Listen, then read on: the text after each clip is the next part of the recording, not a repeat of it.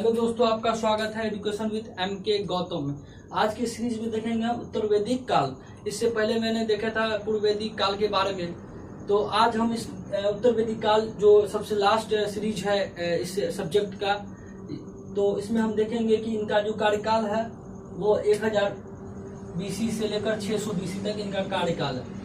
तो बेसिक अगर जानकारी पर तौर करें तो हमने बताया था कि कोई भी राज्य के विस्तार और किसी राज्य के बारे में हमें अगर जानकारी चाहिए तो वो हमें मिलेगी इन चारों चीज़ से, क्योंकि ये चार चीज ऐसे हैं जो किसी भी राज्य के बारे में हमें अंदरूनी से लेकर विस्तार तक के बारे में हमें बताती है। तब ये पता चलता है कि हमारे जो भी उस समय के जो जीवन रहे वो किस तरह के रहे, किस तरह के समाज थे और किस तरह की आर्थिक गतिविधियां थी। तो हमने पूर्व वैदिक सभ्यता के बारे में कुछ बेसिक जानकारी ली थी और बेसिक जानकारी के साथ आगे बढ़ेंगे, कुछ विस्तार से पढ़ेंगे। कुछ विस्तार से मतलब है कि जो भी थोड़ा जो बेसिस होता है उसको बना के रखेंगे और कहानी में रिलेट करने की तो भी कोशिश करेंगे। ठीक है, वो क्योंकि तो पूछते नहीं, मगर हमारा एक कोशिश है कि थोड़ा समझा के अगर समझा जाए तो बेहतर समझ में आएगा। देखिए दोस्तों, पूर्व वैदिक सभ्यता था वह 1500 से लेकर 1000 BC तक। तो पूर्व वैदिक काल में हमने देखा था कि कुछ राजा थे, राजा उनका बहुत महत्व कम था। जो कुछ वंशज हुए ऋग्वेदिक काल, जो उत्तर वैदिक काल है, मैं बेसिक जानकारी के साथ अगर चालू करूं तो उत्तर वैदिक काल के बारे में क्या है कि उत्तर वैदिक काल वह काल है जो ऋग्वेद को छोड़कर तीनों वेद की जानकारी हमें प्राप्त करती है, जो कि यजुर्वेद, सामवेद और अथर्ववेद, ये तीनों की जानकारी हमें अगर जहां से मिलती है वह उत्तर वैदिक काल होती है, जो कि 1000 से लेकर 600 BC तक है। उत्तर वैदिक काल की अगर बात करें तो ऋग्वेदिक काल में हुआ क्या, जो जब कबीलाई जीवन था वो एक कबीलाओं को समूह को जन कहा गया, जन के प्रधान को राजन कहा गया। और राजन किसे कहते थे, वो राजा को कहते थे। तो हुआ क्या कि जब धीरे धीरे मनुष्य की अगर मानवता अगर दिमाग जो है उस टाइम में विकसित नहीं था। जब आप किसी राज्य में जाते तो वहाँ क्या होता है कि आप ज्यादा विकसित नहीं होते, जो हमें जानकारी होती है उस थोड़ी बड़ी जानकारी के साथ हम धीरे बढ़ते। जब 4-5 साल या 10 साल 20 साल जो भी होते हैं उनमें हम जानकारी इकट्ठा करके कुछ विस्तार से सोचने की कोशिश करते हैं। तो वही हुआ। वही अगर बात करें जो वेद के जो संस्थापक थे आर्य, तो वो जो आए तो हुआ क्या, जो पश्चिमी एशिया और कुछ भारत के जो क्षेत्र थे जहां उन्होंने कोशिश की जीवन को बढ़ाने की, जो कबीलाई तौर पर थी, जो यहाँ रहे वहां रहे यहाँ रहे, कोई मतलब अस्तित्व नहीं था। कबीलाई थी, थोड़े थोड़े छोटे छोटे घर थे, वहां उनके जो कुछ प्रधान थे उनको मतलब कि जो है राजन कहा गया। तो ज्यादा महत्व नहीं था उस टाइम में राजा का कुछ महत्व इसलिए नहीं था क्योंकि अधिकारी तो थे, हल्के फुल्के काम से चलता था, ना कि न्याय व्यवस्था। तो ये जो जानकारी अगर बात करें बेसिक की, तो जो भरत वंश कहा गया, जो भरत वंश के नाम पर ही भारतवर्ष का नाम पड़ा। जो भरत वंश के एक आर्य के संस्थापक अगर माना जाए तो भरत वंश में आर्य कहा गया। और जो पुरु की बात करें, पुरु एक दोस्त की तरह था, जो 10 या युग परसुनी नदी के किनारे, परसुनी का मतलब हमने ऐसा जो बात की है, जो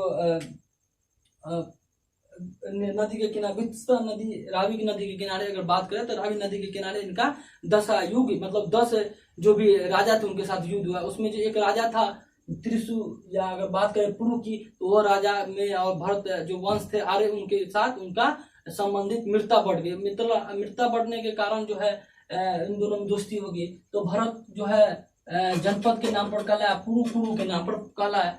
तो ये जो दोनों बातें जो हम समझ रहे हैं कि जो भरत और पुरु मिलाकर पुरु जनपद हुआ। अगर बात करें हम सामाजिक संगठन की, तो सामाजिक संगठन में हमने देखा कि 1000 BC से लेकर जो है उत्तर वैदिक काल में लोगों का आविष्कार जो प्रयोग होने लगा। तो आविष्कार की बात करें तो एक तरह से माना जाए कर्नाटक एक क्षेत्र है धारवाड़, जहाँ पे इनका जो ज्यादा मात्रा में मिली। और अगर बात करें अगर स्थल मतलब कि जो साक्ष्य अगर प्रमाण के आधार पर बात करें तो अंतरी खेरा में इनका प्रमाण मिला।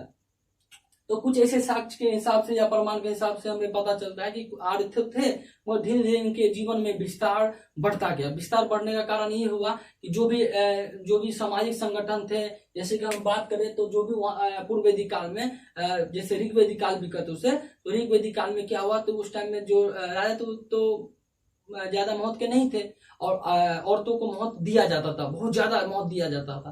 तो हम आगे के वीडियो में देखेंगे कि कैसे कैसे उनका महत्व बढ़ा और किस किस तरह से जो भी महत्व घटता गया औरतों में और कैसे कैसे राजाओं का महत्व बढ़ता गया। कुछ ऐसे संगठन जिसको बंद कर दिया गया, क्योंकि उनका जो मतलब एक तरह से अगर राजा को अगर लग जाता कि ये हमारे लिए से, उनको बढ़ गया, क्योंकि उनके अधिकार क्षेत्र बहुत ज्यादा हो गए। तो जो भी अधिकार क्षेत्र में उनसे पता चलेगा जिसे हम आगे पढ़ेंगे। तो जो समाज थे वो कर्म पे आधारित था पूर्व वैदिक काल में। अब जो हो गया वो धीरे धीरे जब इंसान का विस्तार या आर्य का विस्तार होते चला गया, तो वो जो है उन्होंने जन्म पर आधारित करेगा, मतलब जिस वंश में आपका जन्म होगा वही वंश का जो है वही काम करेगा आदमी। तो जन्म पे आधारित हो गया। दास प्रथा का प्रचलन था, लेकिन यूरोप की क्षमता में कम, मगर उत्तर वैदिक काल में इनका प्रचलन थोड़ा बढ़ गया। ठीक है, अगर इसकी बात करें वन व्यवस्था की, वो हमने बताया था पुरुष युक्त वन व्यवस्था की 10वां मंडल में दिया गया है, और जो भी कर्म पे आधारित है वो 9वें मंडल में दिया गया। तो 10वें मंडल में हम देखेंगे जब धीरे धीरे इनका विस्तार होते गया, जब प्रतिपक्ष और मनोबलता की कमी होती गई और इसमें संघर्ष की भावना बढ़ती चलेगी। जैसे हम अगर बात करें तो आंतरिक संघर्ष भी इनका होता रहता था, बाहरी संघर्ष भी होता रहता था। आंतरिक संघर्ष की अगर बात करें अगर छोटे एग्जाम्पल के साथ, तो ब्राह्मण जो थे तो वो श्रेष्ठ अपने आप को मानते थे, क्षेत्रीय चाहे राजन कहिए वो अपने आप को श्रेष्ठ मानते थे। इन दोनों को श्रेष्ठ के चक्कर में दोनों अपने संघर्ष को आगे बढ़ाते थे, जन संघर्ष करते रहते थे। तो इसके बीच में अगर वेश की बात करें तो वेश जो है वो थे जो बढ़े, चाहे कोई भी खेती बुनाई ये सब जो काम करते थे वेश थे। इनको कमजोर की तरह दोनों को माना जाता था, क्योंकि ये दोनों जो है अपने आप को श्रेष्ठ मानने के चक्कर में इनको जो है इनसे कर लेते थे, और इसी कर के सहारे ये दोनों एक तरह से अगर बात करें तो जीते थे।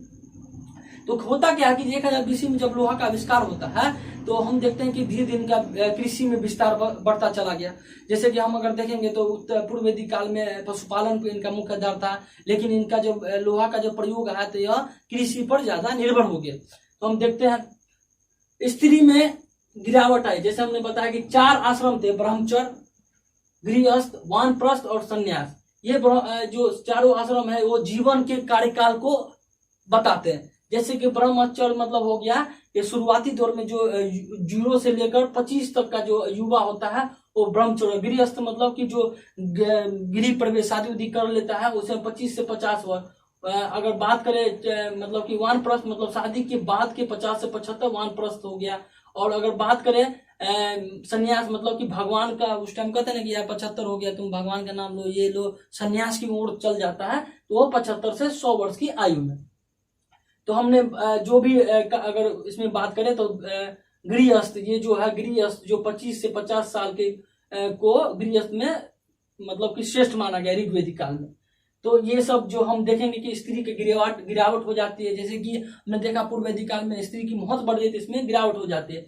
उपनयन समिति और सभा में भाग लेना इन्हें बंद कर दिया। उपनयन भी इनका नहीं होता और ना ही इन पर समिति और सभा में भाग लिया जाता था, तो ये बंद कर दिएगा टोटल। उसके बाद इनमें जो पर्दा प्रथा जो थी वो मतलब कि प्रचलित होगी, पुनर्विवाह को बंद कर दिया गया। तो कुछ कुछ ऐसे संस्थाएं जिससे स्त्रियों का महत्व घट गया।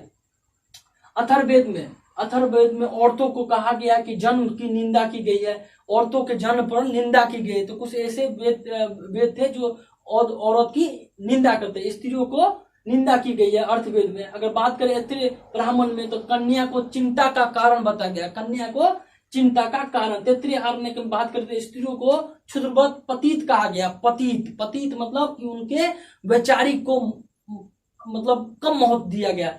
तो अत्रिय आत्मक में इनको महत्व कम है। विदेशी महिला कुछ तो थी, जैसे कि हमने देखा कि लोक मुद्रा, अपाला ये सब जो थी, तो इसमें जो है 4 से 5 ऐसे विदेशी जो औरतें थी, मैत्री, गागरी, वनवा और काव्यानी, ये 4 औरतें थी। तो हम क्वेश्चन अगर आता है कि मतलब कि जन्म की निंदा किस वेद में की गई, तो अथर्ववेद में की गई। ये सब कुछ आ सकते हैं, ठीक है, तो इसको आप ध्यान में रखिएगा।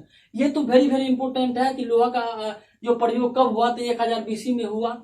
तो हमने देखा कि परिवार जो है, परिवार आप हुए चाहे कोई भी परिवार है, धीरे धीरे पड़ोसी होते होते परिवार बनता है। पढ़ के परिवार से ग्राम में विस्तृत होता है, ग्राम से विश्व और जन में विस्तृत। जन के प्रधान को राजन कहा गया।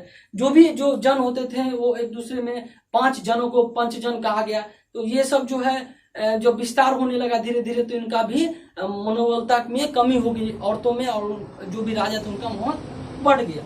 अगर आर्थिक जीवन की बात करें तो आर्थिक जीवन में जो आर्यों की अर्थव्यवस्था हमने देखा पूर्व वैदिक काल में, तो इसमें जो है उत्तर वैदिक काल में जब भी लोहा का आविष्कार हुआ तो इसमें कृषि का आविष्कार ज्यादा बढ़ गया और चावल और जौ गेहूं बहुत उत्पाद थे। जैसे हमने देखा कि दूसरी प्रमुख व्यवस्था जो है कृषि थी पूर्व वैदिक काल में, और उत्तर वैदिक काल में सब पशुपालन कर दिया, क्योंकि कृषि का महत्वपूर्ण बढ़ गया लोहा के आने से। तो काठक संहिता है, काठक संहिता में 24 बेलों का वर्णन दिया गया। सो आप ध्यान में रखिएगा। जैसे कि हमने देखा था कि लोहा और तांबा को अयस्क कहा गया, इसमें इसका भी नाम चेंज होता है, क्योंकि जैसे जैसे इनका विस्तार हो गया वैसे वैसे इनकी जो बातें हैं, इनकी जो भी व्यवस्थित चीजें उनमें इनका विस्तार हो गया। तो लोहा को कहा गया कृष्ण श्याम अयस्क कहा गया, तांबा को लोहा अयस्क कहा गया। शतपथ ब्राह्मण में कहा गया है कि हल संबंधित विधान का वर्णन है, मतलब शतपथ ब्राह्मण में बल संबंधित विधान का वर्णन है। मृद भांडों की बात करें तो काली पॉलिशदार, और जैसे हमने PWG बताया था चित्रित धूसर, उत्तर वैदिक काल में इनका विस्तार हो गया। वैसे तो बहुत सारे जो है मृत भांड थे, मगर इनमें जो भी महत्वपूर्ण है वो हमने बताया। इस काल में नगरीयकरण प्रभाव हो गया। जैसे हमने बताया था कि जो वैदिक सभ्यता वो ग्रामीण सभ्यता थी और उत्तर वैदिक काल एक नगरीय सभ्यता थी। तो जब जब इनके पास जो महत्ता बढ़ती चलेगी और इनमें जो भी आविष्कार है वो बढ़ते चले, जिनके कारण इनका मानसिक तौर पर विस्तार होते गया और यह एक नगरीकरण में प्रारंभ होते चला गया। अस्थायी जीवन, कबीलाई जीवन जो है एक जगह ठहरे, दूसरे जगह ठहरे, तीसरे जगह ठहरे, ये एक घुमंतु थे और ये उत्तर वैदिक काल में एक अस्थायी हो गए, जीवन एक अस्थायी जीने लगे आर्य लोग। उद्योग की अगर बात करें तो उद्योग एवं व्यापार का विस्तार जो है मतलब हमने देखा था कि आंतरिक विस्तार था उद्योग का, तो यह विदेशी भी हो गया, मगर उस टाइम में तब तक सिक्का का प्रचलन नहीं था, मगर विदेशी व्यापार का जो है प्रमाण मिला है कि यह बाहर भी, मतलब कि जो बाहर की बात करें विदेश में, तो इनका व्यापार होने लगा, मगर सिक्के का प्रचलन नहीं था और ना ही नया व्यवस्था थी। अगर विस्तार की बात करें, अगर बेसिक जानकारी अगर लेना चाहें तो उत्तर में हिमाचल क्षेत्र था, जहां कुछ राजाओं को नाम दिया गया कि भाई इस क्षेत्र में इनका राजा का नाम ये होना चाहिए और इस क्षेत्र में इनका राजा का नाम ये होना चाहिए। तो उत्तर हिमाचल में जो राजा थे उनको विराट कहा गया। जो भी उत्तरी बिहार थे, जो पूर्व का क्षेत्र था, उनको सम्राट कहा गया।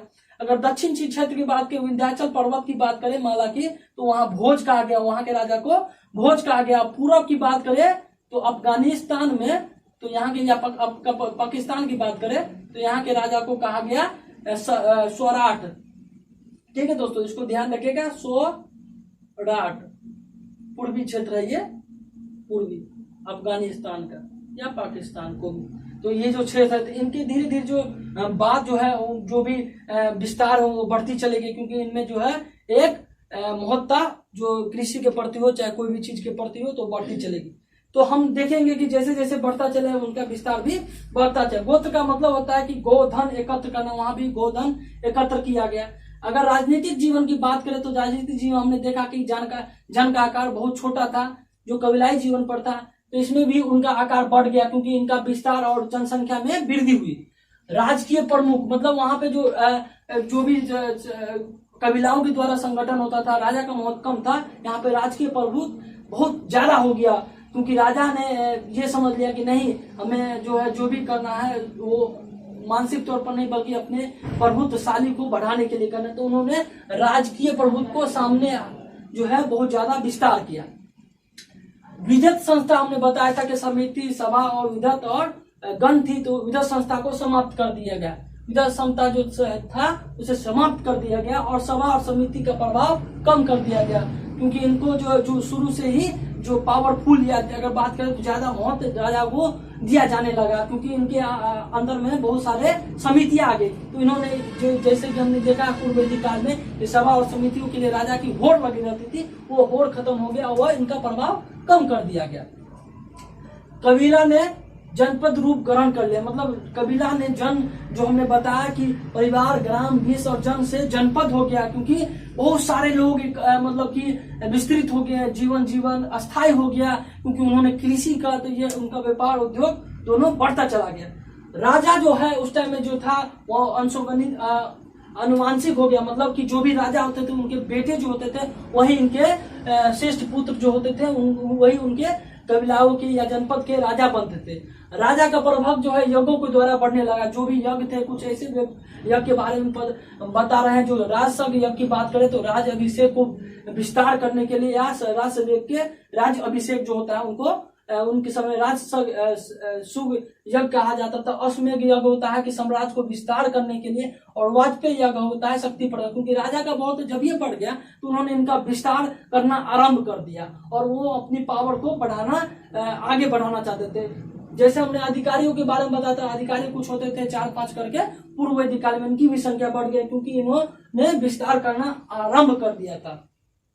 अगर कर व्यवस्था की बात करें तो कोई भी अगर कर व्यवस्था जो है वहां पे थी, जो हमने बताया था कि कर जो है स्वेच्छा से लिया गया था, मगर यहाँ अनिवार्य कर दिया गया क्योंकि आपको देना ही होगा, कर अनिवार्य कर दिया गया और कर व्यवस्था का विस्तार किया गया, नया कानून बनाया गया।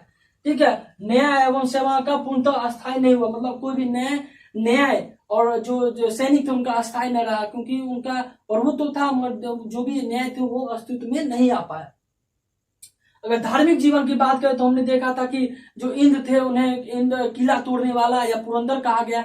तो वैसे ही जब पूर्व वैदिक काल में इनका जो श्रेष्ठ का महत्वपूर्ण या अगर जो कर्म पे आधारित हो गए तो इनको जो भी मतलब कि अगर भगवान की बात करें, चाहे वो मतलब देवता की बात करें, उनमें भी चेंजिंग आया।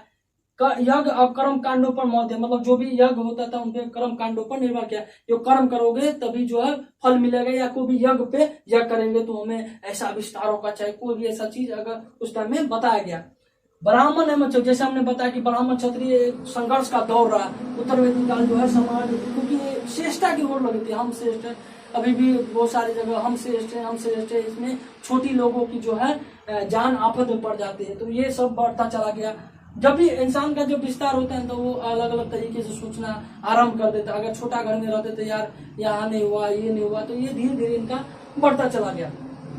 जैसे कि हमने देखा था कि प्रमुख देवता यज्ञ वैदिक काल में, जो यज्ञ काल में हमने यज्ञ पूर्व वैदिक काल में हमने देखा था कि प्रमुख देवता इंद्र को कहा गया। यहाँ पे प्रमुख देवता प्रजापति, प्रजा मतलब प्रजा को जो भी सुखी से रखता हो, या सृजन करता देवता कहा गया, मतलब सृजन नया नया चीज को विस्तार करना, तो सृजन देवता कहा गया। विष्णु को पोषण या रक्षक देवता कहा गया, विष्णु को पोषण या रक्षक। वरुण को जल देवता कहा गया, और रुद्र को पशुओं का देवता। जैसे हम देखा था कि पूषण को पशुओं का देवता कहा गया, पूर्व वैदिक काल में इसमें चेंजिंग हो गया। रुद्र को पशुओं का देवता कहा गया, पूषण को क्षुद्रों का देवता, मतलब छोटी जात के देवताओं को कहा गया। तो पूषण को क्षुद्रों का देवता, मतलब जैसे जैसे इंसान का विस्तार होते चला उन्हें चेंजिंग होते चलेगी। जब चेंजिंग होते गया तो इसमें जो भी हमने देखा कि जो स्थिति में गिरावट है, सभा समिति में भाग नहीं, पर्दा प्रथा का प्रचलन बढ़ता चला गया, और जो भी बलि थी उनमें स्वेच्छा से नहीं बल्कि अनिवार्य कर दिया गया। तो हमने देखा कि जैसे जैसे जो मनुष्य का जो आंतरिक संरचना होते चला गया, उनमें जो सोचने की क्षमता में भी अलग पाया गया। तो कुछ ऐसे नदियां थी जो महत्वपूर्ण है, देख लीजिए। प्राचीन नदियां विस्ता को झेलम, परसुनी को रावी। जैसे हमने बताया कि 10 युद्ध हुआ था भरत और कुछ 10 राज युग के बीच, जो 10 राजाओं के बीच, जिसमें से एक राजा जो पुरु था उनके साथ उनकी दोस्ती हुई। भरतवंश मतलब आर्य समाज के संस्थापक मतलब आर्य से थे, तो उन्होंने परसुनी नदी के किनारे युद्ध लड़ा था, और इनके भरत और पुरु में दोस्ती हो गई। शत्रुधि सतलज नदी को कहते हैं, सदानीरा गंडक को कहा जाता है, अस्किनी चिनाब है, और कुंभा को काबुल, कुंभा मतलब काबुल, विपाशा मतलब व्यास, और सरस्वती मतलब धग्गर। तो ये जो कुछ नदी है इनको इम्पोर्टेंट माना गया, क्योंकि क्वेश्चन में बार बार आ सकते हैं जीके में कि विस्तृता जो है प्राचीन नदी का अधीन नदी का नाम क्या है, झेलम। परसुनी का आधुनिक नाम क्या है, तो रावी। शत्रुधि का आधुनिक नाम क्या है, सतलज। सदानीरा का नाम आधुनिक क्या है, गंडक। तो ये भी जो नाम है वो टोटल पूछे जा सकता है कि प्राचीन से आधुनिक में किस तरह के नाम पाए। जो 16 संस्कार थे उसमें दो महत्वपूर्ण, मतलब कि जो भी महत्वपूर्ण 16 संस्कार होते थे, जिसमें कुछ जो संस्कार है, जैसे विवाह की बात करें तो गृहस्थों के अनुसार 8 प्रकार के विवाह होते थे, जो बहुत सारे विवाह है। अगर बात करें तो 2 बहुत महत्वपूर्ण, अनुलोम विवाह का मतलब होता है कि उच्च वर्ग का पुरुष और निम्न वर्ग का महिलाओं के साथ विवाह हुआ तो वो अनुलोम विवाह। प्रतिलोम विवाह वो हुआ जो निम्न वर्ग का जो है लड़का हुआ और उच्च जाति का पुरुष हुआ, तो वो प्रतिलोम विवाह हुआ। तो बहुत सारे विवाद थे, मगर कुछ ऐसे नोट डाउन किए जो आपको क्वेश्चन में आ सकते हैं। तो ये बात को आप ध्यान रखे रहेगा कि जो अनुलोम विवाह वो है जो उच्च वर्ग के पुरुष और निम्न वर्ग के महिलाओं के साथ उनका विवाह होता था, और प्रतिलोम विवाह वो है जो निम्न वर्ग के पुरुष और उच्च वर्ग के महिलाओं के साथ विवाह होता था। गृहस्थों की बात करें, जैसे हमने बताया कि 8 प्रकार के राक्षस विवाह, प्रेम विवाह, तो ये बहुत सारे विवाह थे। तो जो भी इम्पोर्टेंट थे हमने वो बताया। यज्ञ और कर्मकांड और बलि की प्रधानता, मतलब यज्ञ होता था या कोई भी कर्मकांड होता था तो बलि की प्रधानता दी जाती थी कि बलि होगा और दिया जाएगा, यह अनिवार्य है। गोत्र को जैसे मनाया कि गोत्र का मतलब होता है गोधन एकत्र करना। एक है मैत्री संहिता। मैत्री संहिता में कहा गया है कि शराब और जुआ के समान जो औरत होती है उनको खराब माना गया है। तो ये आप ध्यान में रखिएगा। मैत्री संहिता ऐसी संहिता है जिसमें शराब और जुआ के जो समान जो है औरतों को माना गया है। तो औरतों की मौत में घटती चलेगी। इस कारण से आज भी हम देश में देखते हैं कि औरत को किस नजरिया से देखा जाता है। तो इस तरह से हमने देखा कि पूर्व वैदिक काल में किन किन बातों का विस्तार हुआ और किन किन राजाओं ने युद्ध लड़ा और किन किन तरह से जो है वो विस्तार बढ़ता चला गया। तो इस तरह से आप अगर पढ़ना चाहें तो आप देख सकते हैं, कोई भी जो बुक है उसमें देख सकते हैं, और इसके बाद आप देखेंगे कि बेसिक जानकारी आपके पास मिल जाएगी। ये बात को ध्यान रखिएगा। उत्तर हिमाचल जो भी है वो उधर के राजा जो भी थे वो विराट, उत्तर बिहार के सम्राट, और दक्षिण के भोज, और मध्य के राजा, और पूर्व की बात करें तो स्वराट कहलाता था। तो ये बात को आप ध्यान में रखिएगा, ठीक है दोस्तों। और जो भी मैंने बताया उसको रेगुलर आप सीरीज देखिए। अगर नहीं समझ में आए तो कमेंट कर सकते हैं, ठीक है। और अगर समझ में आए तो भी आप कमेंट कर सकते हैं, ठीक है। तो मिलते हैं। जय हिंद, जय भारत। अगले सीरीज जो हमारे आने वाले हैं महाजनपद के बारे में पढ़ेंगे, और महाजनपद के बाद कुछ अलग और कुछ नए सब्जेक्ट के बारे में पढ़ेंगे। तो चलते हैं।